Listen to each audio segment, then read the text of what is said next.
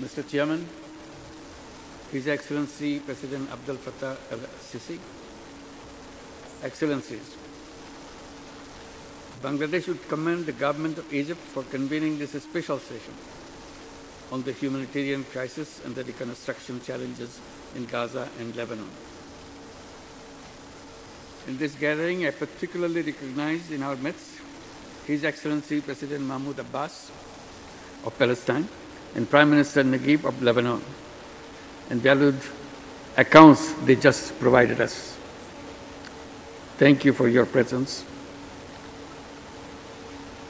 We gather at a time when Israeli aggression and the 14-month-long brutal genocide against the Palestinian people continued unabated in the occupied Gaza Strip and the West Bank. Words should suffice very little. To say the least, we are in utter dismay at Israel's blatant disregard to long-held international norms, laws, and conventions. The ways the hostilities in Lebanon is spreading, there are heightened fears of further escalation.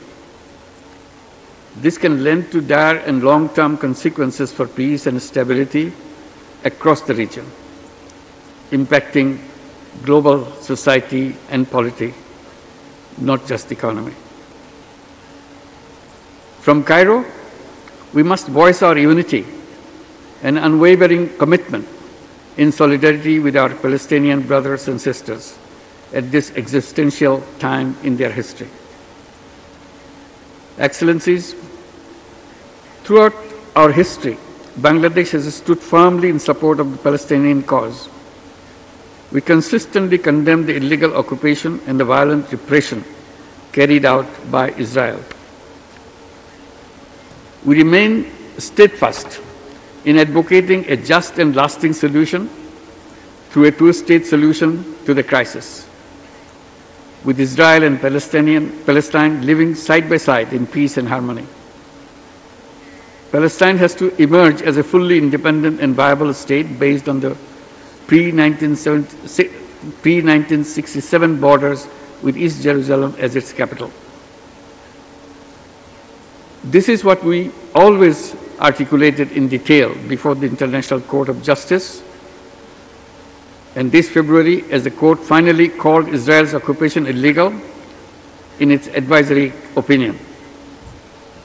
Both this year's advisory opinion as well as the one in 2004 on the wall provide important legal basis in our collective pronouncements. Bangladeshis are profoundly concerned over the current state of affairs.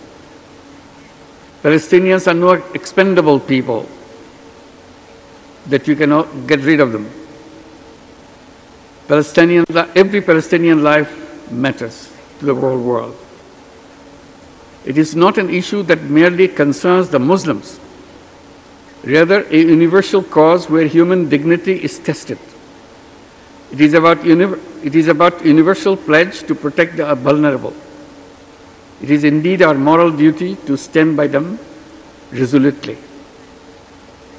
There are around 6 million Bangladeshi migrant workers and expatriate professionals across the region, including in Lebanon, who have been making significant contribution to the development of the countries across the Middle East. Their safety and security are also at risk. We call upon all actors and stakeholders, indeed beyond the region, to take decisive and collective actions to end the brutalities unleashed by the Israeli forces. The massacres in Gaza, the West Bank, and Lebanon are clear violations of international law and constitute war crimes. Those responsible must account. That's why last November, Bangladesh stood up at the International Criminal Court asking for expeditious investigations into the heinous crimes against humanity. Such actions on accountability can deter the perpetrators against further and future atrocities. Alongside, let us intensify our efforts on realization of a viable two-state solution. Excellencies, beyond humanitarian interventions, It is time to prioritize thinking of reconstruction of Gaza and the West Bank and Lebanon. United Nations has cautioned that removing the 40 million tons of rubble left in the wake of Israel's bombardment could take at least 15 years. We understand that this rubble may contain over 10,000 bodies of the deceased, and this is also contaminated with asbestos. Let D8 therefore kickstart a process with an approximate estimation of the cost of reconstruction in Palestine and Lebanon. We can thereon press on formulation of international strategies for resource mobilization. To end, yet again, let me place on record my gratitude to President El-Sisi for this initiative. I thank you.